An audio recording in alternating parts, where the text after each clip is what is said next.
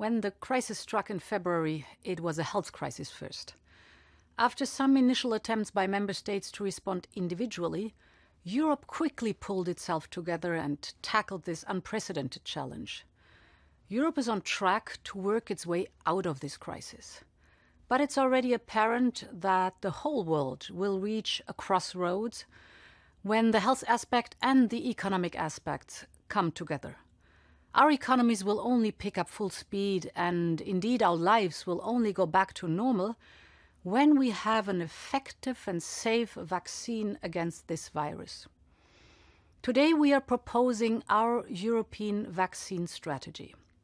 At its core, joint action at EU level will allow all member states to increase the likelihood of finding an effective vaccine and to secure the necessary volumes for our citizens at a good price.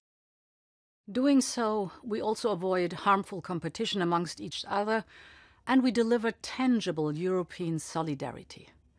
We have been working closely since many weeks with member states and with pharmaceutical companies in order to set up this joint approach. Last Friday, health ministers agreed to work together in this way. We will now act very quickly because in overcoming this pandemic, every day matters.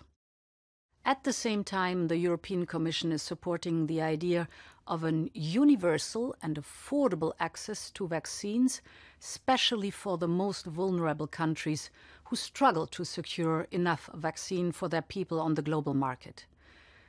The European Union already coordinated a global pledging to raise close to 10 billion euro.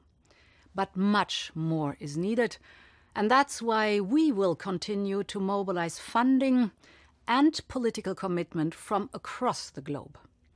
We are working towards a global summit on the 27th of June. We will explore with our international partners whether a significant number of countries would agree to pool resources for jointly reserving future vaccines from companies, while at the same time making advance reservations for low and middle income countries. The high-income countries would then act as an inclusive international buyers group. They would thus accelerate the development of safe and effective vaccines and help maximize access to them across the world for all who need it.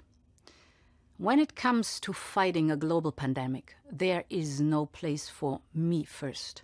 Europe is not an island.